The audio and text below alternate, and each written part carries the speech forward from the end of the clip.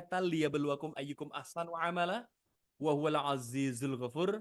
Asyhadu an la ilaha illallah wahdahu la syarikalah wa asyhadu anna Muhammadan abduhu wa rasuluhu la nabiyya ba'dah. Allahumma salli wa sallim wa barik ala sayyidina wa maulana Muhammadin wa ala alihi wa sahbihi ajma'in, amma ba'd. Qala Allah ta'ala fi kitabil karim, a'udzu billahi minasyaitonir rajim. Bismillahirrahmanirrahim. Ya ayyuhalladzina amanu taqullaha wal tanzur nafsum ma qaddamat lighad wattaqullaha innallaha khabirum bima ta'malun. Ayah bunda sekalian dan juga teman-teman yang hari ini tergabung di eventnya Ziswa Hamfara, alhamdulillah di kali ini saya bersyukur sekali bisa bertatap muka melalui media ini, sesuatu yang mungkin tidak kebayang sama kita ya. Bagaimana kemudian kajian-kajian hari ini tidak terbatas ruang dan waktu ya. Bahkan ya ada tadi Bunda yang tadi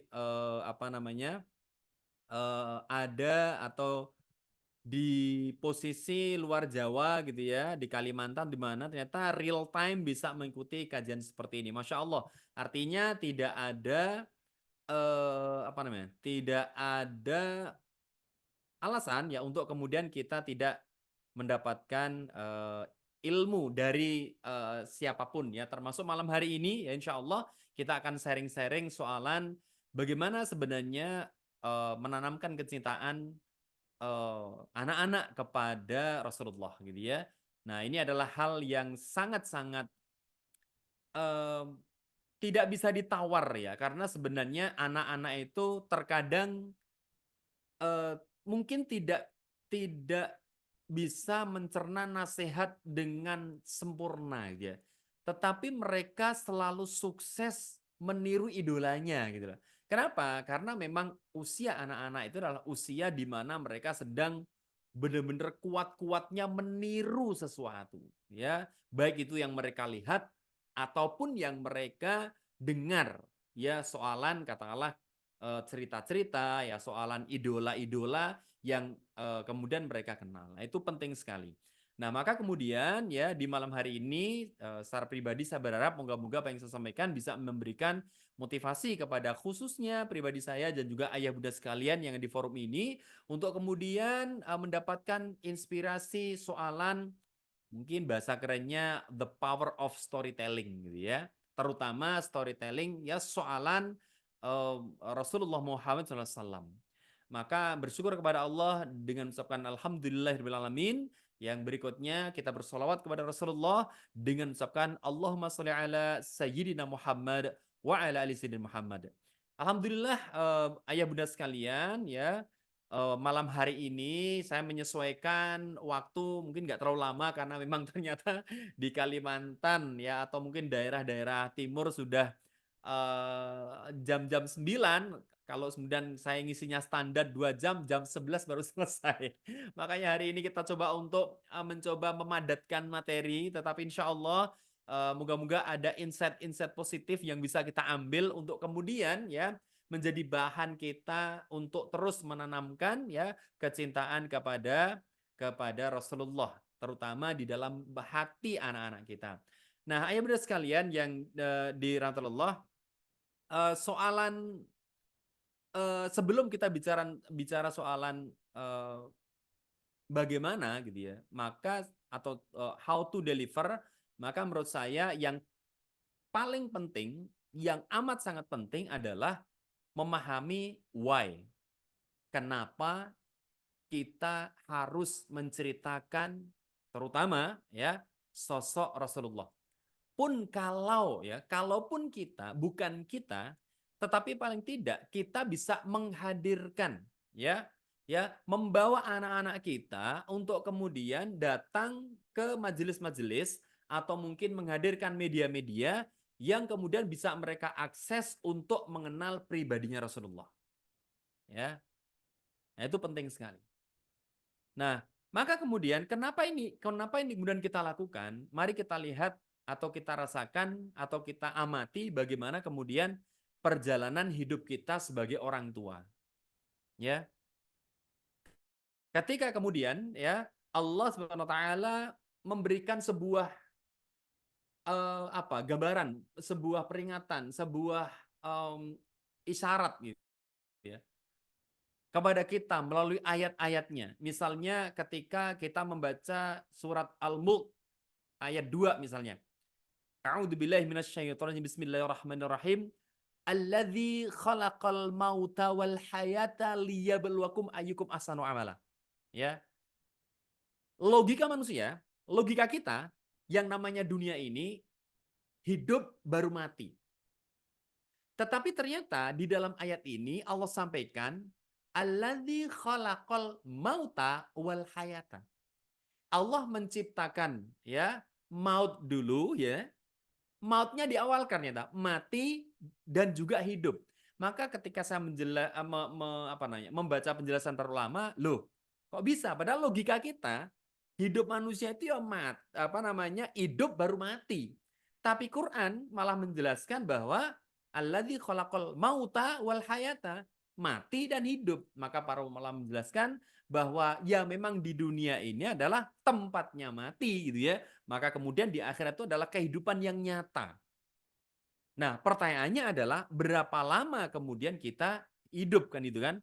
Maka mari kita coba ya untuk kemudian membaca rata-rata ya umur manusia ya. Baik dari survei maupun juga apa yang disampaikan Rasulullah ketika Rasulullah menyampaikan dalam sebuah hadis ya, a'maru ummati ma baina sitina ila sabghin. Umur umatku antara 60 sampai 70 tahun. Sebuah umur yang sangat pendek sekali kalau dibandingkan dengan umur di akhirat. Ya, umur di akhirat itu 1 hari ya, hitungan Allah sama dengan 1000 tahun hitungan manusia. Ya, 1 hari di akhirat itu sama dengan 1000 tahun. Dan ternyata apa? Kita hidup dunia itu hanya 60 tahun. Berarti begitu singkatnya hidup kita, dengan pertaruhan kita harus mendapatkan modal yang terbaik, modal yang paling banyak untuk menghadap kepada Allah. Kalau kita mau ke Jakarta 1 juta cukup. Ya kereta ekonomi Bogowonto cukup lah. 300.000 udah enak banget gitu ya. Pengalaman kemarin saya ke sana ke Jakarta pakai ekonomi karena kehabisan eksekutif ya. Eksekutif ya 1,5 cukup lah ya gitu ya. Tapi kalau kita mau ke Turki ya 1 juta 2 juta nggak cukup minimal ya. Kalau ada promo yaitu 7 juta.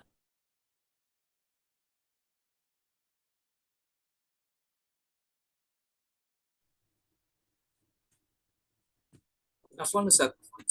Eh, oh iya, silakan lanjut. Ini seperti ada kendala di saya. Maaf.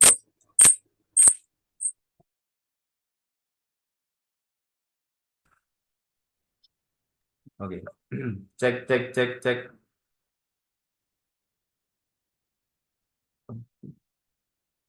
Oh, saya coba aja ini coba. Oke, sudah. Cek cek dicoba. Iya, Udah? sudah. Oke, baik. Tapi mungkin kualitasnya agak menurun dari tadi karena ini saya pakai Oh mic iya. di ini. Tapi moga-moga terdengar dengan jelas ya. Iya, Oke, alhamdulillah baik. sudah terjangkau. Oke, baik. Akmaru ummati ma baina sittina la sebagin. 60 sampai 70 tahun. Pergi ke Turki ya katakanlah 15 sampai 20 jutaan lah gitu ya. Ya udah aman lah gitu ya. Pergi ke Amerika mungkin lebih lebih lebih banyak lagi bekal kita. Lah kalau ini pergi ke akhirat gitu. Yang ke Turki itu sekitar 10-12 jam saja, kita butuh bekal sedemikian rupa gitu ya. Banyak lumayan.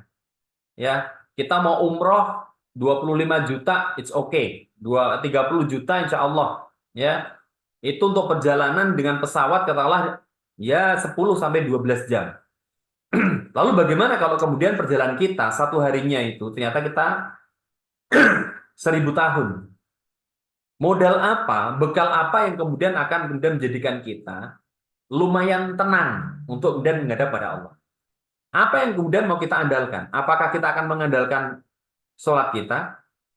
Ya, kayaknya nggak cukup. Apakah akan mengandalkan puasa kita? Nggak cukup. Sholat kita itu mungkin khusyuknya paling serokaat 2 rakaat.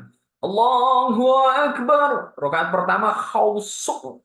Rokat kedua itu udah ingat cicilan, ingat arisan, aduh nanti kocokannya siapa yang dapat gitu ya udah, wah buyar semuanya. Kalau bapak-bapak, aduh ini besok itu ada futsal, gimana cara izinnya ke istri ya gitu. Itu udah mulai wah macam-macam rokat kedua itu ya. Kalau bapak-bapak biasanya rokat kedua itu ingat kunci motor biasanya ya. Maka nanti kalau Mas Andre itu lupa kunci motor, sholat, insya Allah rokaat kedua pas sujud ketemu insya Allah. Ini gimana ini Banyakin sholat sholat. kita kalau mau kita andalkan gitu ya? Kayaknya nggak cukup gitu ya. Apalagi puasa kita mau kita andalkan, kayaknya nggak cukup. Ya, kenapa? Karena puasa kita terkadang rusak. Gara-gara apa? Gara-gara mata sama lisan. Laki-laki itu rusak puasanya itu gara-gara mata. Makanya di surat Ali Imran ayat 14 kan disebutkan, Zuyina linnasi hubus syahwati minan nisa. Ya, dijadikan indah pandangan mata kepada sesuatu yang diinginkan. Apa itu? Minan nisa. Laki-laki tergoda dengan wanita. Wanita tergoda dengan apa? Dengan laki-laki? Enggak juga. Wanita itu standar bagiannya itu adalah harta. Makanya laki-laki kalau masuk surga hadiahnya apa? Bidadari. Kalau wanita hadiahnya apa? Emas permata, rumah yang mewah kan gitu kan? Ya, makanya laki-laki itu nggak apa-apa. Punya istri miskin nggak apa-apa. Yang penting cantik. Itu laki-laki. Tapi beda dengan perempuan. Kalau emak-emak itu gini, ya jelek nggak apa-apa. Yang penting kaya. Kira-kira gitu. Tapi kalau di sini kayaknya enggak ya, beda ya. Ini kalau Bu Winda ini kayaknya ya yang penting ganteng tak, jangan ya, asalkan kaya gitu ya. Jadi standarnya itu memang ideal sekali ya, gitu ya. Nah, apa yang mau kita kita andalkan? Laki-laki digoda dengan mata, rusak yang namanya puasanya, ya. Wanita digoda dengan lisannya, ya, maka puasanya banyak rusak, ya. Makanya laki-laki itu kalau nangis tuh mesti yang ditutup apa apanya? Matanya loh. Saya baru nyadar, laki-laki itu kalau nangis yang ditutup matanya. Nggak gitu lah. Nah gitu, itu laki-laki. Kalau perempuan yang ditutup apanya, Pak? Mulutnya. Bener, perempuan kalau nangis ini, oh nggak apa-apa gitu. Kenapa? Mungkin ini sumber dosa paling banyak. Ya kan? Laki-laki sumber dosa di mata, wanita sumber dosa di mulutnya, gitu ya, di lisannya. Lalu apa yang mau kita andalkan? Ya, apakah kemudian apa namanya? Sholat kita, puasa kita, sedekah kita kayaknya nggak cukup. Ya, sedekah kita biasanya juga ada unsur riaknya juga kan itu. Diumumkan hari ini pada program wakaf ya dari apa namanya Ziswah gitu, Hampara gitu. Bapak Cahyo 100.000, Bapak Andre 100.000, hamba Allah 2 juta. Masya Allah. Keluarlah 3 orang ini ya dari musola. Pak Andri berapa tadi? Alhamdulillah sesuai dengan ketentuan panitia 100.000. Oh, ya. Kalau Pak Cahyo berapa? Alhamdulillah juga 100.000. Oh, kalau Anda berapa? Saya nggak mau disebut namanya. Saya tuh hamba Allah tadi loh. Jadi malah tambah riaan itu kan. Nah, itu yang terjadi kan itu kan. Apalagi yang mau kita banggakan? Haji kita. Ya, kayaknya nggak cukup gitu loh. Nggak cukup kayaknya. Haji juga mentok 40 hari. Apa namanya perjalanan awal segala sampai pulang lagi lah 40 hari kata Allah begitu. Puasa cuma 30 hari. Ya, itu pun juga rusak-rusak juga. Bukan bukan rusak batal puasanya, tapi mungkin batal pahalanya. Sholat kita, sedekah kita nggak cukup kalau kemudian kita hanya mengandalkan apa namanya ibadah-ibadah pribadi kita. Nah, ini saya mau mengarahkan bahwa why, kenapa kita benar-benar harus menjadikan anak-anak kita menjadi anak-anak yang ini investasi masa depan. Kenapa? Masa depan akhirat kita. Kenapa? Karena memang nggak cukup kalau kita dan mengandalkan ibadah-ibadah mahdhah kita. Ya, mengandalkan ibadah-ibadah fardhiyah kita nggak cukup. Ya, makanya kemudian memiliki anak yang soleh itu sudah menjadi harga mati seharusnya. Nggak bisa ditawar. Berarti memperjuangkan, ya, menyediakan segala sesuatu untuk menjadikan anak-anak kita menjadi soleh, itu harus diupayakan betul. Ya, apalagi di zaman sekarang. Bagaimana kemudian anak-anak itu dipengaruhi ya oleh pemikiran-pemikiran yang benar-benar rusak luar biasa. Memang sih sosial media, gadget itu ya seperti pisau. Kalau kemudian kita gunakan untuk menyayat daging yang bikin sate ya mempercepat kerja kita. Tapi kalau nggak hati-hati ya bisa kemudian kena pisaunya. Ya, ada sisi negatif, ada sisi positif. Tapi hari ini kok kayaknya lebih banyak sisi negatifnya. Kalau kita tidak kemudian mampu ya menjadikan sosial media itu sebagai alat yang memang tepat untuk mengedukasi anak-anak kita. Karena zaman ini ya zaman yang tidak bisa lepas dari namanya sosial media. Ya, ada IG, YouTube, sekarang udah ada TikTok, apa segala macam, dan konten-kontennya, ya Allah, ngeri luar biasa. Makanya kemudian saya nggak heran ya ketika kemudian saya ngisi anak-anak di Jaksel ya, anaknya Jaksel ya, saya sering ngisi di sana ya. Kemarin ada camping ya di di Puncak, ada anak-anak kelas 4 SD curhat ke saya. Kak Cahyo, aku mau curhat apa? Ini temanku itu kemarin baru ulang tahun. Ya, terus emang kenapa? Itu ulang tahun itu dikasih hadiah sama temennya yang ulang tahun kan cewek. Nah, ini ada cowok ngasih apa? Cincin tunangan. Ya Allah. Kelas 4 SD hadiahnya cincin tunangan itu parah banget. Itu kalau mereka nikah itu langsung cerai gara-gara lato-lato itu mungkin ya. Gitu ya. Jadi gimana ya zaman sekarang itu? Ya, zaman dulu saya tidak kenal yang namanya pacaran. SD itu apa pacaran? Ya kita mau main-main aja gitu loh. Tapi zaman sekarang, ya Allah, anak kelas SD, kelas 4 SD, panggilannya apa? Ayah bunda, ya Allah. Pacaran, Pak, panggilannya bunda, itu SD. Ya itu kalau SMP mungkin panggilannya kakek nenek gitu. Kalau SMA panggilannya almarhum almarhumah gitu ya. Itu saking ngerinya hari ini. Kenapa? Karena semua konten sosial media lebih banyak soalan cinta-cintaan, drakor, dan lain sebagainya yang sangat mudah diakses oleh anak-anak. Ketika kita kemudian memaksa anak-anak kita tidak main gadget, pada akhirnya mereka pundung malah jadi masalah. Tapi ketika kemudian kita umbar, ya kita biarkan saja, maka juga lebih bermasalah lagi. Maka inilah cara kita. Kalau saya lebih memilih bahwa kita memberikan kesempatan, ya, jadwalan, pendampingan, jadi membangun daya imun kepada anak soalan gadget kan gitu kan. Sehingga mereka empan mapan, mereka tahu apa yang harus diakses, mereka tahu berapa lama kemudian mereka harus mengakses. Dengan apa? Didampingi ya oleh orang tua. Nah, ini realitanya. Gimana kemudian hari ini problematika anak-anak ya perilakunya, dan perilaku itu diawali dari pemahaman. Ya, setiap perilaku itu pasti diawali dari pemahaman, dan pemahaman itu dari macam-macam. Bisa dari sosial media, bisa dari temannya, bisa dari tontonannya, apapun itu. Artinya apa? Ini bicara soalan sesuatu yang tertanam di dalam benak anak-anak kita. Gitu. Nah, ini yang menjadi perhatian kita. Maka kemudian kalau kita hari ini melihat bagaimana peradaban ini mengarahkan anak untuk mendapatkan yang namanya kesuksesan, ya, itu terkait dengan materi. Entah itu uang, endorse, ya, entah itu followernya banyak. Lalu bagaimana caranya?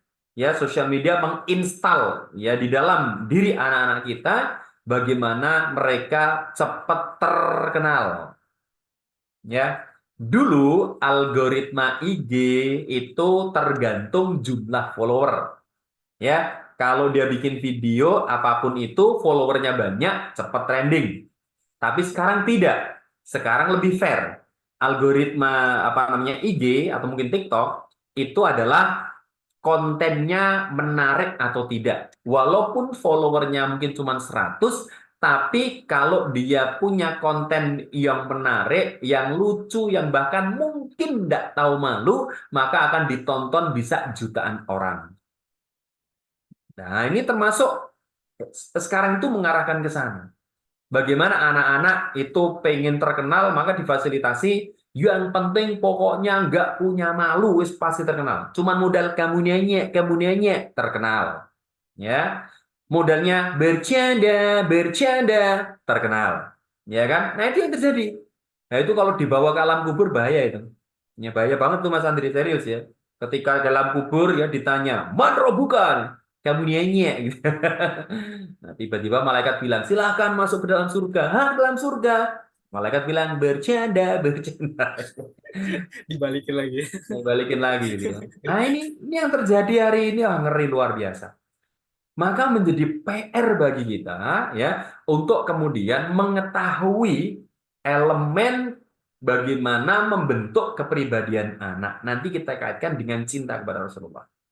Ya, elemen pembentuk kepribadian itu ya ternyata bukan pada fisik, ya, bukan pada fisik. Apalagi manusia memang diciptakan beda-beda kan gitu ya. Ada dari Jawa, ada dari Papua, ada dari Sunda, dari Amerika, dari apapun, fisiknya beda-beda. Ya, bahkan ya kalau kita lihat ya fisik manusia itu katakanlah dari matanya aja, mata itu ada sekitar 8 warna mata. Saya pernah membaca The World Atlas itu ya, atas dunia, dalamnya ada warna mata manusia di dunia. Itu ada sekitar 8, mulai dari warna apa namanya kekuningan orang-orang Afrika, warna biru orang Eropa, warna abu-abu, warna hitam, warna coklat. Nah, kalau Indonesia itu perpaduan antara hitam dan coklat, itu Indonesia. Ada warna heterokromia. Heterokromia itu warna antara kanan dan kiri itu berbeda, dan ternyata ada sekitar 1%. Ya, nah Indonesia itu warnanya perpaduan antara apa namanya coklat dengan hitam, gitu ya. Itu. Nah, tetangga saya kemarin warna matanya merah. Nah, itu keculak namanya. Itu keculak ya. Itu. Nah, beda secara fisik berbeda, secara rambut, kulit apa semua berbeda. Ya. Pun demikian walaupun berbeda-beda, Allah sudah tegaskan laqad khalaqnal insana fi ahsani taqwim. Ya, sungguh kami telah menciptakan manusia dalam bentuk yang sebaik-baiknya. Ya, bentuk yang sebaik-baiknya. Para ulama menjelaskan bukan hanya karena akalnya ternyata, tapi memang bentuk manusia itu terbaik di antara makhluk-makhluk yang lain. Masya Allah. Ya. Tsumma radadnahu asfala safilin. Kemudian kami kembalikan dia ke tempat serendah-rendahnya. Bukan karena fisiknya yang jelek, bukan karena hitam dan dimasukkan ke dalam neraka, bukan. Tapi ada sesuatu ya di dalam diri manusia yang salah bentukannya. Ya, Allah sudah kasih potensi, tapi kemudian dirawat dengan cara yang salah. Ya, maka unsur pembentuk kepribadian inilah yang kemudian harus kita perhatikan kepada anak-anak kita. Apa saja yang kemudian membentuk kepribadian mereka. Ya, maka ya ternyata bukan pada fisik mereka. Walaupun hari ini wah ya Allah semuanya soalan fisik, maka produk skincare di mana-mana ya, kemudian aplikasi kamera itu semuanya soalan filter yang kemudian ya membuat wajah glowing dan lain sebagainya, semua mengarah seolah-olah itulah standar pribadi yang baik, yaitu fisiknya, padahal nggak ada hubungannya. Bilal bin Rabah itu hitam legam, rambutnya seperti kismis ya, sementara Mus'ab bin Umair, masya Allah, gantengnya luar biasa, putih, bersih, bahkan dijuluki sebagai manusia terharum di Mekah. Tetapi dua-duanya mulia. Ya, Bilal mulia, Mus'ab bin Umair juga mulia. Secara fisik berbeda. Artinya apa? Fisik tidak ada kaitannya dengan kepribadian, apakah itu baik atau buruk. Ya, maka unsur inilah yang harus kita pahami di dalam diri anak-anak kita. Bahwa ya anak-anak kita itu ya memiliki dua hal yang harus kita bentuk. Yang pertama ya adalah soalan akliyah Islamiyah, yang kedua adalah soalan nafsiyah Islamiyah. Ya, kapan-kapan mungkin teman-teman dari Hamfara bisa membedah ini ya. Saya fokus ke satu aja, yaitu soalan akliyah Islamiyah atau pola pikir Islami. Pertanyaannya adalah bagaimana membentuk pola pikir anak-anak, di mana ternyata anak-anak itu belum bisa berpikir secara sempurna. Nah, inilah yang menjadi pengantar ya. Jadi mohon maaf Mas Andri, ini baru pembukaan ya. Agak panjang ini. Siap, Kak. Oke. Nah, pertanyaannya bagaimana ya? Nah, ternyata Masya Allah, kenapa saya kemudian ketika ngobrol sama Koh Felix ya, saya ngobrol sama beliau ketika 2009 mulai ketemu beliau, 2014 saya pindah ke Bogor dakwah dengan beliau, kemudian 3 tahun awal itu saya membangun Yuk Ngaji, kemudian setelah itu lahirlah ada Fuad, ada Hawariyun, ada teman-teman yang lain, kemudian saya mencoba untuk membuka kreativitas dakwah baru. Ketika saya ngobrol dengan Ustaz Felix, bro kayaknya antum pas deh kalau di dunia anak-anak, karena antum bisa impersonate ya, antum bisa suara-suara aneh-aneh, antum juga urat malunya putus kayaknya gitu. Jadi kayaknya kalau di dakwah anak-anak antum cocok. Akhirnya kemudian saya latihan hampir setahun 2 tahun lah coba untuk kemudian menggali apa namanya potensi dalam diri saya untuk kemudian dakwah terjun di dunia dakwah anak-anak ya. Saya mulai kemudian menirukan impersonate beberapa tokoh. Wah, ini pasukan Nobita. Saya latihan Doraemon, saya latihan dua tiga kucing berlari, bawa putri meta kemari. Ya, saya latihan Jarjit ya, saya latihan Jarwo gitu ya. Waduh, masalah ini, gua ini pasti Bang Haji ini gimana nih? Wah, gitu ya. Inspektur Ladusting ya, macam-macam lah. Saya impersonate itu ternyata apa? Untuk di anak-anak ternyata menarik gitu ya. Akhirnya kemudian mulailah saya kenal dengan Nusarara. Hampir 2 tahun menjadi brand ambassador Nusarara ya ketika saya masih di Jogja. Sekarang ketika saya masih di Jakarta. Ini udah 6 bulan di Jogja karena saya mengembangkan dakwah di Jogja. Tapi juga masih seputaran dakwah anak-anak. Nah, maka kemudian ya saya motivasi diri saya pribadi untuk apa? Oh, ternyata hari ini banyak sekali kajian-kajian, tetapi lebih kepada remaja. Lebih pada remaja, orang tua, ibu-ibu, emak-emak gitu ya. Sementara yang anak-anak, kok kayaknya jarang ya saya melihat gitu loh. Akhirnya kemudian dari situ Bismillah dengan support Kong Felix segala macam, kemudian saya terjun di dunia anak-anak. Maka saya mohon maaf ya, topi saya, supaya penampilan saya, bahkan jenggot saya itu mau tak potong aja, saya nggak mau. Jangan itu lucu unik ya Allah, jenggot aja unik. Ini jenggot saya ternyata panjang banget ya. Ini mohon maaf ini bukan ya, bukan pasangan, ini asli ya. Ini juga bukan disemir ya, ini asli. Ini ada ubannya, ini udah tua saya. Gitu. Alhamdulillah. Maka kemudian saya mencoba untuk apa yang kemudian bisa dijadikan sebagai how to deliver. Bagaimana menyampaikan dakwah kepada anak-anak. Saya sudah mendapatkan why-nya. Kenapa saya harus berdakwah pada anak-anak? Karena anak-anak adalah investasi akhirat saya. Ya, anak-anak adalah investasi generasi ya yang nanti akan menjadi tulang punggung peradaban ya Islam. Saya sering mengatakan pada istri saya juga pada teman-teman ya bahwa kalau Islam itu dikasihkan hari ini oleh Allah, kemenangannya dikasihkan hari ini, kayaknya kita nggak mampu. Hafalan kita berantakan, kesolehan kita juga nggak tahu kayak apa. Makanya kayaknya kemenangan Islam itu ada di anak-anak kita. Ada di anak-anak. Maka tugas kita adalah menyiapkan pundak-pundak mereka untuk nanti kuat menopang peradaban Islam dengan sakofah, dengan pemahaman Islam yang lebih kuat daripada bapak ibunya. Nah, itu yang dalam benak saya. Why-nya udah dapat. Di samping tadi, why akhirat. Oh, saya nggak mungkin mengandalkan sholat saya, nggak mungkin mengandalkan hanya puasa saya. Saya harus kemudian menjadikan anak saya sebagai tabungan yang benar-benar kalau kemudian saya misalnya meninggal duluan, maka kemudian kesolehan anak-anak saya menjadi wasilah ya bagi saya untuk mendapatkan pahala yang terus mengalir sebagai modal saya untuk bertemu dengan Allah. Why-nya itu ketemu. Baru kemudian saya mikir how to deliver. Lalu bagaimana kemudian menyampaikan ya pemikiran, gagasan termasuk kisah-kisah Nabi kepada anak-anak. Melalui seminar nggak mungkin. Melalui apa ya ceramah-ceramah nggak cocok. Makanya kemudian di surat An-Nahl disebutkan ud'u ila sabili rabbika bil hikmah wal mau'izil hasanah wajadilhum billati hiya ahsan. Serulah pada jalan Rabbmu ya dengan hikmah. Ketika saya tanya kepada Ustaz saya, Ustaz arti hikmah apa, Ustaz? Apakah orang yang ngomong kemudian diciumi tangannya itu hikmah? Enggak. Apakah orang nggak kalau ngomong nanti kemudian airnya sisanya diminum rebutan jamaah? Enggak juga. Lalu apa Ustaz hikmah? Salah satu definisi hikmah itu adalah ketika berbicara dengan baik sesuai dengan kadar ya pemikiran dan bahasa mat'unya, bahasa audiennya. Oke. Berarti ketika kita berdakwah kepada anak-anak berbeda dengan berdakwah kepada remaja, berbeda berdakwah kepada orang tua. Kontennya mungkin sama-sama ngajak sholat, tapi how to deliver-nya berbeda. Ngajak kepada anak muda, ya tentang mental illness, mental health, tentang baper, move on, FOMO, YOLO, gitu ya. Nah, itu teman-temannya Mas Andre, ya FOMO, YOLO, segala macam itu ya. Itu adalah bahasa anak muda. Sama-sama mungkin menyampaikan tentang the power of sholat.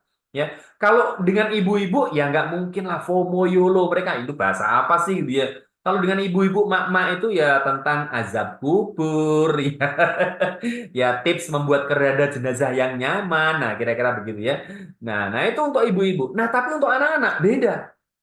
Untuk anak-anak itu ternyata yang paling kuat, yang pengalaman saya, yang paling kuat adalah dengan bercerita. Dan ternyata itu dimention kalau dalam bahasa sekarang, dimention oleh Allah di dalam surat Hud ayat 120. Allah sebutkan langsung. Ya, Allah berfirman, wa kullan naqusu 'alaika min amba'ir rusuli ma nusabbitu bihi fuadak wa ja'aka fi hadhil haqq wal mau'idah wa dzikra lil mu'minin. Allah sebutkan dalam ayat itu, ya, dan kami ceritakan kepadamu kisah-kisah para rasul agar dengannya kami teguhkan hatimu. Cerita membangun keteguhan hati. Dan dalam surat ini telah datang kepadamu kebenaran. Cerita bicara soal kebenaran. Pengajaran, mauidhah.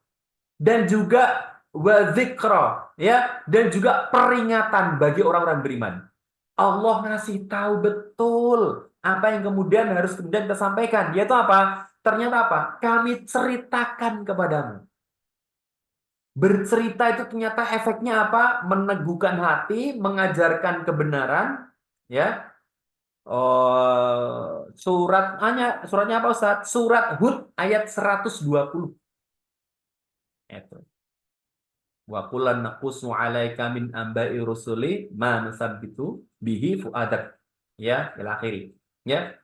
Dan kami ceritakan kepadamu kisah-kisah para rasul agar dengannya kami teguhkan hatimu. Masya Allah loh. Allah langsung loh yang kemudian menyampaikan bahwa cerita itu bisa meneguhkan hati. Ya, meneguhkan hati. Yang kedua, memberikan apa? Pengajaran soalan kebenaran, soalan pelajaran, dan soalan peringatan. Dari sini akhirnya saya, oh ini kayak, ya, ternyata cerita itu sangat mempengaruhi, ya, pola pikir dan pola jiwa anak-anak. Maka kemudian saya jadi mikir begini, Mas Andri, jangan-jangan selama ini banyak orang korupsi itu karena sejak kecil zaman dulu ceritanya kancil nyolong timun. Iya kan? Iya benar. Sehingga Bisa anak-anak jadi pikir, Ustaz. oh orang yang pinter, yang pinter adalah orang yang bisa nipu. Kan Iya. itu, kan itu kancil nipu petani, kancil nipu buaya, kancil segala macam. Dan kalau ditanyakan hewan apa yang paling cerdas, siapanya kancil. Kenapa? Bisa menipu manusia. Kayaknya Iya. mungkin gara-gara itu koruptor Iya. banyak banget karena sejak kecil diceritakan kancil nyolong timun, mungkin begitu. Iya Atau benar. mungkin ya sekarang itu ya Allah ya banyak kemudian pemuda-pemuda ya itu nikah karena kecelakaan gitu ya, hamil di luar nikah gitu ya. Mungkin karena sejak kecil diceritakan tentang Joko Tarub yang ketika itu ada bidadari turun ke bumi, kemudian Joko Tarub ngintip, setelah ngintip kemudian dia ambil selendangnya, kemudian bidadari yang lain dan terbang kembali ke kayangan. Ada satu bidadari yang ternyata tidak bisa terbang. Kenapa? Selendangnya dicuri Joko Tarub. Akhirnya apa? Joko Tarub kemudian menikah sama bidadari. Kesimpulannya apa? Kalau mau menikah, ngintip. Nah gitu. Nah itu yang jadi. Itu Benar-benar Ustaz. cerita. Bisa dibayangkan kalau hari ini anak-anak itu mendengar ceritanya Spider-Man, mendengar ceritanya Batman, mendengar ceritanya, bahkan gue yang mendengar, melihat filmnya, yang terjadi apa? Aku pengen jadi Superman. Padahal apa Superman? Superman adalah superhero yang kemudian tidak pernah mengajarkan kesopanan. Kenapa? Karena dia pakai celana dalam di luar. Idolaku adalah Hulk. Hulk apa sih Hulk? Ya, Hulk itu ngajari marah-marah. Dia kuat kalau marah. Coba. Hulk itu kuat kalau marah, yang badannya hijau itu loh. Padahal Rasulullah mengatakan, la takdzab walakal jannah. Janganlah marah, bagimu surga. Tapi Hulk ngajari anak-anak marah-marah. Ya udah idolaku adalah Iron Man. Iron Man tukang setrika. Kan Iron Man. Iron kan setrika, man manusia, tukang setrika gitu ya. Ya udah, idolaku adalah Aquaman. Aquaman, tukang galon. Itu idolanya anak-anak semua itu. Ya, apalagi Spider-Man. Idolaku Spider-Man gitu ya. Padahal Spider-Man adalah idola yang tidak pernah bertanggung jawab atas semua kelakuannya. Lu kok bisa? Tahu nggak kerjaannya Spider-Man apa? Loncat dari genteng ke genteng, dari kaca ke kaca, pecah, nggak mau ganti. Itu Spider-Man. Ya, nggak tanggung jawab dia gitu ya. Nah, itu dicontoh sama anak-anak. Kita tidak pernah mengenalkan bagaimana Khairuddin Barbarossa, bagaimana Al-Kharismi, bagaimana Ibnu Hitham, bagaimana Al-Kindi, bagaimana Al-Biruni, bagaimana penemu astrolog menjadi mesin GPS pertama di dunia, Maryam Al-Astrolabi, bagaimana Mihrimah, ya, atau bagaimana Fatimah Al-Fihri, pendiri universitas pertama di dunia, seorang wanita yang sangat cerdas luar biasa, Fatimah Al-Fihri, nggak pernah kita kenalkan pada anak-anak kita, karena kita mungkin malas bercerita. Apalagi kalau kemudian soalan cerita manusia paling mulia, cerita kurikulum yang wajib untuk anak kita, yaitu soalan Rasulullah Muhammad SAW. Maka sering saya mengatakan atau sering bawa cerita bahwa Rasulullah adalah my hero. Rasulullah itu adalah superhero kita. Ya, itu kan bahasa anak-anak. Ya. Nah, cerita itu sangat mempengaruhi jiwa anak-anak. Jangankan cerita tokoh, cerita malam hari aja ngaruh loh. Yang satu dikatakan, nah jangan lewat sana ya, itu di sana ada pohon beringin, ih serem ya, nanti gini ya. Akhirnya anak-anak ketika Allahu Akbar, sholat Isya, ketika mau keluar, takut di sana ada pohon beringin, serem. Padahal ceritanya cuma kayak gitu. Sementara yang kedua bilang, nah ini malam hari indah banget. Tuh lihat tuh di atas pohon beringin itu ada bintang kerlap-kelip. Ya Allah indah banget ya, Masya Allah. Ketika Allahu Akbar, mama, aku mau sholat Isya. Malam hari berani kan kalau malam bisa lihat bintang. Hanya bicara soalan bintang, bulan, malam hari, itu mempengaruhi keberanian anak-anak. Lalu bagaimana kalau kemudian itu cerita soalan Rasulullah? Bagaimana kemudian zaman jahiliyah? Apa yang disebut dengan kebodohan itu apa sih? Itu kan perlu diungkap di anak-anak. Karena hari ini yang dikatakan bodoh adalah orang yang tidak pintar matematika. Yang dikatakan bodoh adalah orang yang kemudian tidak pintar IPA, tidak pintar kimia, tidak pintar akademis lah. Padahal nggak begitu. Kebodohan itu apa? Nah, itu sering kemudian saya ceritakan pada anak-anak. Yang disebut bodoh adalah ketika rusak agamanya, rusak akhlaknya. Nah, itu nanti tapi dengan bahasa anak. Itu kemudian penjelasan soalan zaman jahiliyah. Ya. Kemudian berikutnya soalan bagaimana kehebatan Rasulullah ketika beliau dilahirkan. Biasanya episode kedua. Episode ketiga. Ya, bagaimana kemudian ya masa-masa di mana Rasulullah akan diangkat menjadi nabi. Setelah itu kemudian sequel yang agak pendek itu soalan dakwah Rasulullah. Itu kemudian diceritakan kepada anak-anak.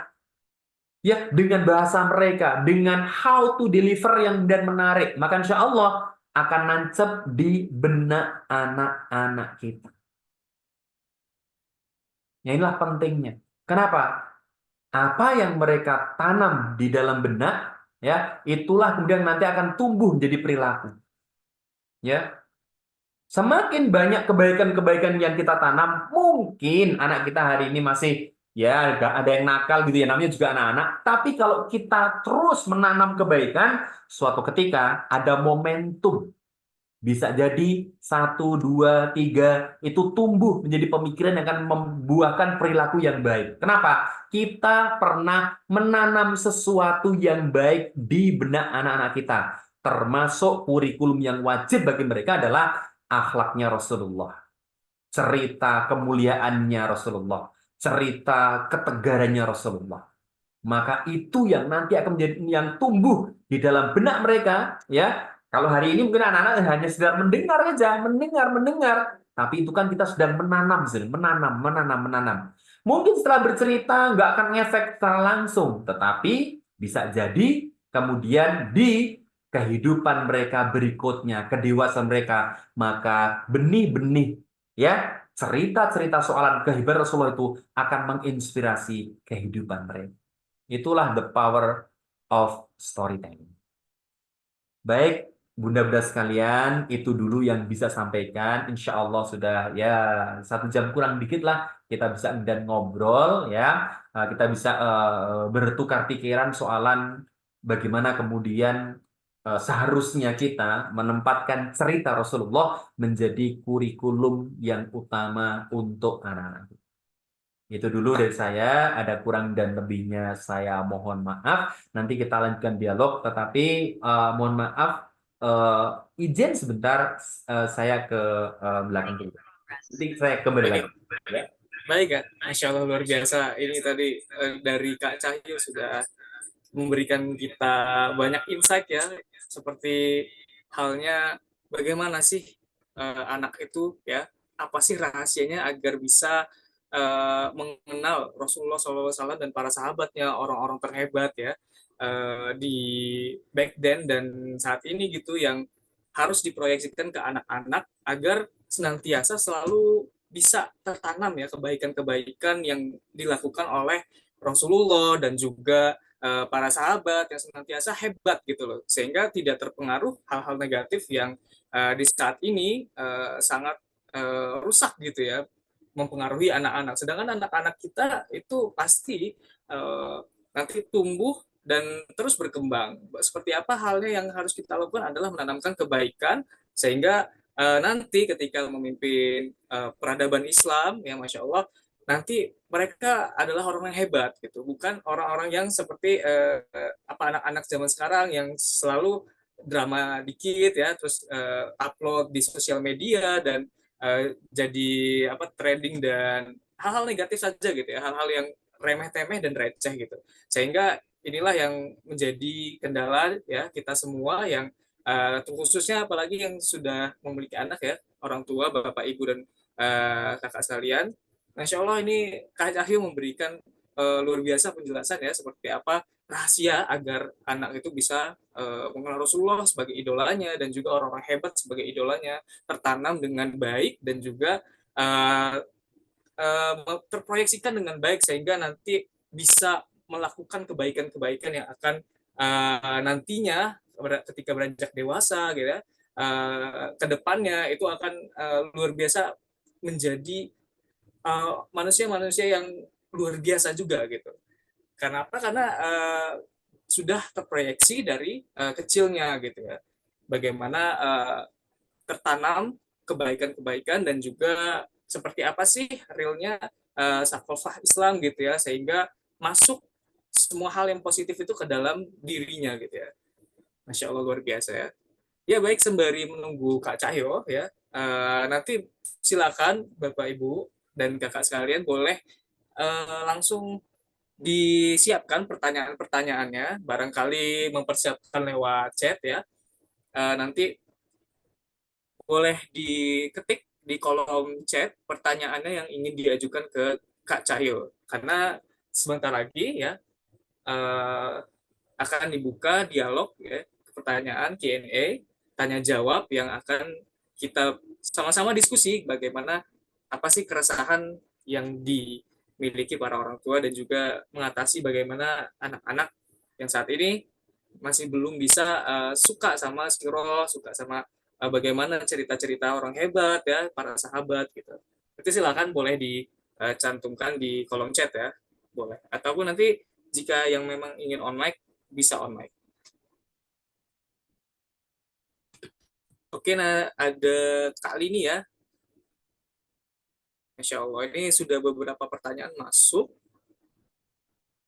Kita buka langsung Kak Cahyo, bagaimana? Apakah kita mulai Q&A atau diskusi ini? Oh, boleh ya. Oke, pertanyaan dari penanya Kak Lini Maluku, sepertinya raise hand, boleh silakan diajukan pertanyaannya ke narasumber, ke Kak Cahyo, silakan. Ya, bismillahirrahmanirrahim. Assalamualaikum warahmatullahi wabarakatuh. Waalaikumsalam warahmatullahi wabarakatuh.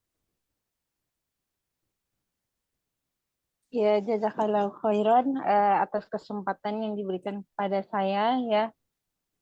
Mungkin langsung masuk aja ke pertanyaan saya ya. Apa namanya?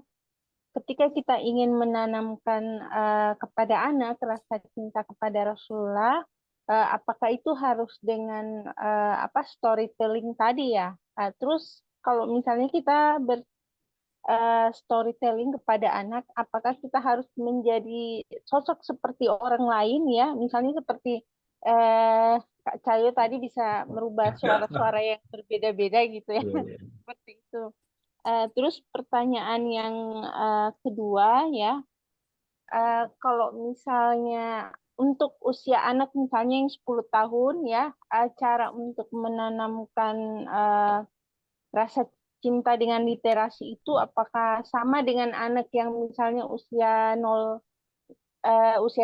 tahun gitu? Mungkin itu saja pertanyaannya. Jazakallahu khairan. Ya, baik. Langsung saya jawab nih, Mas Andri. Iya, boleh, Kak. Oke, Silakan. baik. Masya Allah, ini pertanyaan yang moga bisa mewakili pertanyaan-pertanyaan mungkin yang lain gitu ya. Apakah kemudian di dalam bercerita itu atau apakah menanamkan akhlak-akhlak yang baik itu memang hanya dengan bercerita? Di awal sudah sampaikan ini adalah salah satu yang pengalaman saya adalah salah satu yang paling bisa mudah masuk ke anak-anak itu dengan bercerita. Ya, yang lain memang ada dengan petualangan, dengan main ke alam dan lain sebagainya itu masih ada. Tetapi ya ketika bicara dengan anak-anak memang ya biasanya kita mengetahui dulu nih anak-anak kita ini senangnya apa, gitu ya, senangnya apa. Ya, ada yang senang ke alam, ya kita bawa ke alam, tapi di alam itu kemudian kita sampaikan cerita juga, ya sambil ngobrol, masya Allah ini apa namanya ada air mengalir bla bla bla. Nanti di akhirat misalnya itu ternyata ada sumur loh atau ada telaga loh yang dimiliki Rasulullah atau telaganya Rasulullah yang kalau kita kemudian minum dari sana nggak akan haus selamanya, gitu ya misalnya. Jadi eh, apa yang kemudian disenangi anak itu menjadi kemudian pintu masuk kita untuk menyampaikan kisah-kisah tentang Rasulullah. Tetapi menurut saya pribadi bahwa menceritakan kisah tentang Rasulullah itu adalah kurikulum yang tidak bisa ditawar. Kenapa? Lah karena kita memang mau pengen beritiba kepada Rasulullah. Anak-anak kita pengen banget ya. Ya kita pengen banget anak-anak kita juga apa namanya itiba sama Rasulullah. Lalu bagaimana mungkin anak-anak kita mengikuti Rasulullah, tapi kita tidak pernah menceritakan siapa Rasulullah. Nah, ini hal yang mutlak menurut saya, nggak bisa ditawar. Dan yang kedua adalah, lalu apakah kemudian kita harus menjadi sosok orang lain, ya, sosok orang lain ketika kita sedang bercerita, ya, maka ya, menurut saya soalan cerita ini adalah soalan bagaimana transfer of knowledge dan juga transfer of karakter, ya.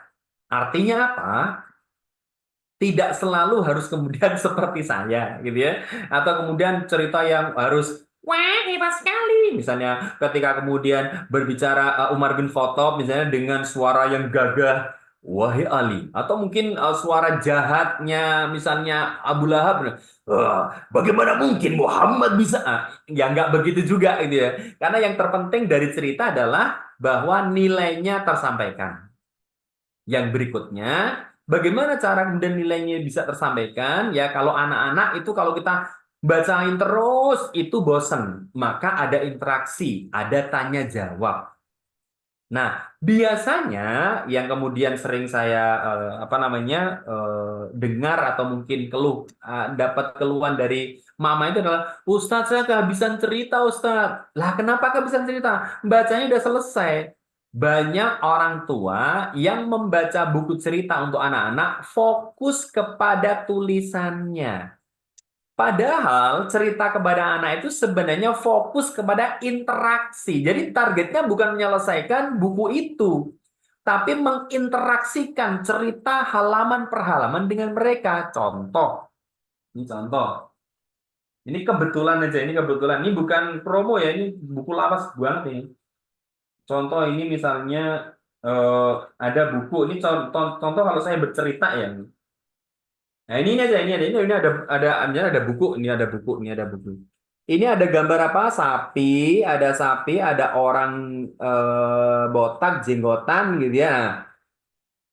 Dengan melihat sampul saja, sebenarnya banyak sekali nilai yang bisa kita tanamkan kepada mereka. Contoh, wih, nak, ini apa nak ya? Oh, itu sapi. Oh, sapi. Sapi makannya apa? Makannya rumput. Coba sekarang, eh, coba sebutkan hewan yang makannya rumput. Ya, kambing, apa segala macam. Itu dari lihat gambar sapi, kita sudah bisa menanamkan knowledge kepada mereka. Ya, atau mungkin menanamkan nilai yang lain. Itu ada sapi.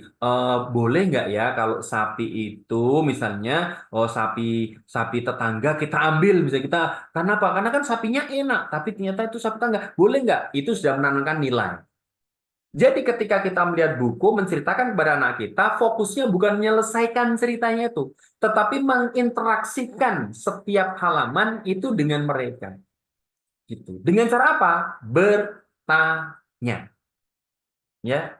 Nah, ini gambar pohon bagus banget, warnanya hijau daunnya. Coba sekarang sebutkan di rumah ini yang warnanya hijau. Nah, ini untuk anak-anak kecil 0 sampai 6 tahun lah kira-kira itu. Nah, itu kan dengan bertanya. Nah, kalau dengan 10 tahun itu adalah bagaimana kemudian kita menanyakan kebiasaan mereka. Misalnya ya, karena kan yang sudah 10 tahun biasanya mikirnya sudah mulai nyampe itu, mungkin mumayyiz lah gitu ya. Nah, mereka nggak mungkin ditanya kayak tadi. Nah, coba sebutkan warna hijau. Nah, yang 10 tahun ya nggak menarik. Tapi mungkin ditanya, nah tadi di sekolah main sama siapa? Oh, main sama ini. Oh, gitu ya. Memang ya temen itu penting ya. Ya zaman Rasulullah juga gitu. Jadi Rasulullah tuh sering mempersaudarakan kaum muslimin ya. Jadi banyak hal-hal yang kemudian di, dikaitkan dengan keseharian mereka. Itu biasanya kalau anak yang udah mulai remaja gitu. Supaya supaya apa yang menjadi kehidupan Rasulullah itu tidak lepas. Maksudnya itu memang bisa diaplikasikan di dalam kehidupan mereka. Jadi melalui apa namanya keseharian mereka dikaitkan dengan ceritanya Rasulullah. Nah, ya kurang lebih seperti itu, Mas Andri. Moga-moga bisa memberikan Oke, insight. Masya Allah. Terima kasih banyak Kak Cahyo nih atas jawabannya luar biasa sekali nih ya. Kita jadi tahu kenapa sih kalau anak-anak itu harus apa ya gitu kan biar mereka tuh terproyeksikan. Oh ternyata harus diceritakan dulu gitu kan. Harus bagaimana sih kreativitas kita menceritakan ke anak, ngedelivernya dan juga bagaimana nanti anak itu bisa menyerap kepositifan itu dan juga tadi Kak Cahyo bilang kan ini kalau lah sampai nanti diceritakan ya misalkan kan anak-anak itu sangat senang diceritakan ya apalagi kalau biasanya kultur anak-anak sebelum tidur tuh paling paling bagus gitu ketika diceritakan siro gitu kan diceritakan hal-hal yang baik yang inspirasi baik masya Allah luar biasa itu ya jadi ini kebetulan banget ini ya masya Allah ini Kak Cahyo ada kebetulan banget dan kita ternyata punya program ya untuk nanti ayah bunda bisa ikutkan anaknya nanti bisa diceritain bagaimana kisah-kisah hebat Rasulullah, kisah-kisah hebat bagaimana para sahabat dan juga orang-orang hebat ya di akhir bulan September ini luar biasa nanti sebelum tidur ya kira-kira di jam 8 sampai jam 9 itu nanti diceritakan sama Kak Cahyo cerita-cerita itu di program ini. Nah, nanti saya tunjukkan ya program ini Masya Allah namanya kelas online Nabiku Idolaku. Nah, kemudian ini ada 4 episode ya. Jadi kita ada episode pertama itu kenapa disebut zaman kebodohan. Nah, nanti bagaimana Kak Cahyo menjelaskan ya. Kelihatan ya Kak Cahyo? Ya. Ininya flyer ya. Jadi ini amazing story for kids bagaimana nanti anak-anak itu bisa mengidolakan Nabi ya, mengidolakan Rasulullah dan para sahabat dan juga orang-orang hebat. Nanti diceritakan sama Kak Cahyo di episode pertama kenapa disebut zaman kebodohan. Nanti kemudian dilanjut lagi di episode kedua lahirnya sang pembawa cahaya. Ini luar biasa banget nih pasti orang-orang hebat yang positif vibes banget nanti diceritain ke anak-anak, ditanamkan kebaikan-kebaikan gitu ya. Dan juga nanti ada di episode ketiga hari paling menakutkan. Nah ini nanti diceritakan juga bagaimana proses ya mungkin ya bagaimana hidup jatuh bangunnya mungkin orang-orang hebat itu gitu. Jadi ke anak-anak tuh bisa terproyeksikan apa ya, membangun mimpinya, membangun girohnya ya, semangatnya dalam hidup, dan juga positif dan kebaikan-kebaikan lainnya. Dan juga episode keempat, nah nanti diceritakan the real superhero. Nah ini luar biasa nih, nanti diceritakan bagaimana orang hebat itu seperti apa sih. Nah dan juga nanti Kak Cahyo juga akan menginspirasikan ke anak-anak ya, memproyeksikan ke anak-anak nanti gimana superhero itu sebenarnya gitu. Apakah superhero itu kayak Marvel atau kayak saat ini beredar gitu ya. Seperti nanti ini menarik ini, nanti orang-orang hebat di zaman Islam dulu, apalagi Golden Age ya, itu banyak sekali gitu. Dan Kak Cahyo tadi sudah banyak spill nih bagaimana kisah-kisah hebatnya nanti. Nah, ini sudah kita buka pendaftaran programnya. Jadi ada 4 pertemuan ya. Ada 4 episode kisah terhebat untuk buah hati di Amazing Story for Kids ini. Ya, 4 episode tadi dari Selasa hingga Jumat tanggal 24 sampai 27 September 2024. Jadi masih akhir bulan dan masih panjang waktunya. Jadi boleh nanti ayah dan bunda daftarkan diri dan juga anaknya. Nanti bisa hubungi saya ya. Nanti bisa sekalian lihat bagaimana linknya ya, link kelasnya itu sudah saya cantumkan di kolom komentar. Oke, Kak Cahyo, Masya Allah ini luar biasa ya program kita. Nanti bisa, semoga nanti ke depannya banyak anak-anak yang akan nanti senantiasa seneng banget nih diceritain gitu sama Kak Cahyo. Jadi ditunggu apa lagi, nanti ayah bunda boleh kasih anak-anaknya program terbaik nih ya, program biar bisa tumbuh dengan positive vibes, dengan bermimpi luar biasa seperti Rasulullah dan juga orang-orang hebat, sahabat-sahabat lainnya. Masya Allah.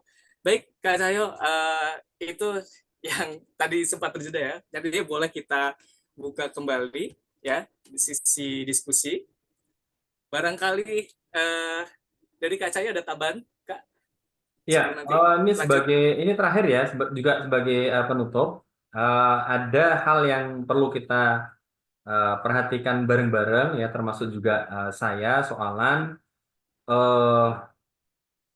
bagaimana mendampingi tumbuh kembangnya anak-anak ya. Ketika kita berfokus kepada tadi yaitu the power of storytelling, maka paling tidak ada 3 hal yang bisa kita tanamkan dalam diri kita setelah orang tua ya. Kalau kita ingin menyiapkan cerita-cerita terbaik untuk anak-anak kita, untuk kemudian itu bisa menjadi wasilah menanamkan ya bibit-bibit spirit kesolehan kepada mereka, maka yang pertama ya kita harus banyak mengakses cerita itu sendiri. Jadi kita sendiri juga harus membaca buku ya. Kalau itu bicara soal cerita ya berarti tokoh-tokoh yang dan mau kita kenalkan kepada anak-anak kita harus kita pelajari gitu ya. Kemudian yang kedua adalah kalaupun tidak banyak membaca, harus banyak mendengar cerita-cerita itu. Sekarang di YouTube sebanyak banget ya para ustadz ya, para ulama menyampaikan kisah-kisah hebat ya. Ada para sahabat Nabi, ada para nabi dan orang-orang saleh lainnya. Itu sebagai asupan untuk kita sendiri ya, yang kemudian jadi bahan nanti untuk kita sampaikan kepada anak-anak. Kemudian yang ketiga adalah jangan pelit investasi, buku, event, program, atau apapun yang itu kemudian menjadikan anak-anak bisa mengakses profil-profil soalan tokoh-tokoh yang hebat gitu ya. Gitu. Jangan sampai kemudian kita menahan-nahan sementara anak kita sebenarnya mungkin butuh banget gitu. Khawatirnya tiba-tiba kenapa dulu nggak ikut, kenapa segala macam. Karena lagi-lagi kembali kepada bahwa anak kita adalah investasi terbaik untuk akhirat kita, insya Allah ya. Jadi kesolehan mereka, tumbuh kembang mereka di dalam bingkai cerita-cerita ya para orang-orang yang hebat itu akan menjadikan mereka sebuah gambar, sebuah gambaran masa depan yang kita inginkan. Kenapa? Karena bingkainya adalah orang-orang yang hebat. Itu dulu Mas Andre, moga-moga bermanfaat. Terima kasih atas atensinya dan saya cukupkan sekian, saya tutup. Kalau ada kekurangan itu dari saya, kalau ada kelebihan tolong dikembalikan ya. Satu tutur dengan satu pantun. Burung irian, burung cendrawasih, cukup sekian terima kasih. Burung Papua pergi ke Ambon, burung Aceh pergi ke Jawa ya. Kurang kerjaan ya. Terima kasih. Assalamualaikum warahmatullahi wabarakatuh.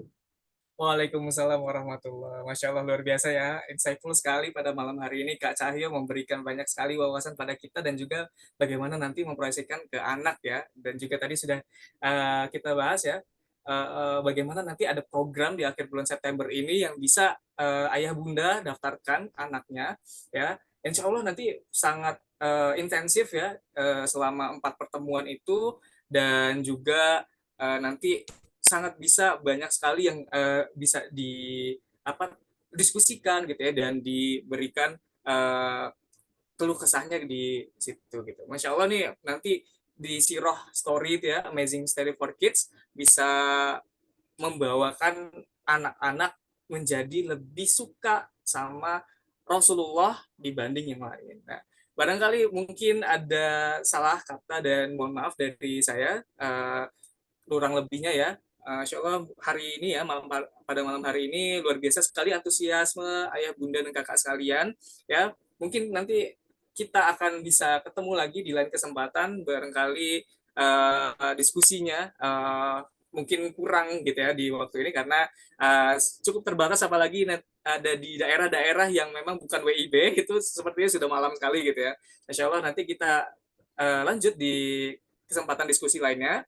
Baik, kita doakan selalu Kak Cahyo, semoga diberikan kesehatan, kemudahan dan kelancaran dakwah, dan juga bagaimana ke depannya nanti Kak Cahyo selalu diberikan keberkahan oleh Allah Subhanahu wa taala, dan juga ayah bunda dan kakak sekalian diberikan kelancaran rezeki dan keberkahan oleh Allah Subhanahu wa taala, begitu juga kesehatan. Amin Allahumma amin. Saya Andre pamit undur diri. Kurang lebihnya mohon maaf, kepada Allah saya mohon ampun. Kita tutup dengan membaca kafaratul majelis. Subhanakallahumma wa bihamdika asyhadu alla ilaha illa anta astaghfiruka wa atubu ilaik. Wabillahi taufiq wal hidayah. Assalamualaikum warahmatullahi wabarakatuh. Waalaikumsalam. Jazakallah khairan Kak Cahyo, Masya Allah telah hadir malam hari ini, Masya Allah. Jazakumullah khairan kakak, ayah, dan bunda, Masya Allah. Kita ketemu lagi nanti di kesempatan berikutnya, Nge. Masya Allah. Jazakumullah khairan sudah hadir. Untuk pendaftaran ya, programnya sudah dicantumkan di chat, dan di grup Taklim Online Hamfara sudah saya kirim, nanti saya kirim lagi. Barangkali nanti bisa dilihat kembali ya bagaimana programnya, dan monggo nanti dicek. Wa'alaikum sama-sama Ibu Aisyah, Masya Allah luar biasa, jazakumullah khairan kathiron, ke ayah bunda dan kakak sekalian. Ya, kita tunggu di program nanti ya akhir September. Semoga bisa ketemu kembali. Nanti kita bisa banyak memberikan wawasan dan memproyeksikan anak-anak bisa menjadi yang terbaik gitu ya. Oke. Baik, saya izin tutup ya, ayah, bunda, dan kakak sekalian. Assalamualaikum warahmatullahi wabarakatuh. Waalaikumsalam warahmatullahi wabarakatuh. Waalaikumsalam warahmatullahi wabarakatuh. Waalaikumsalam.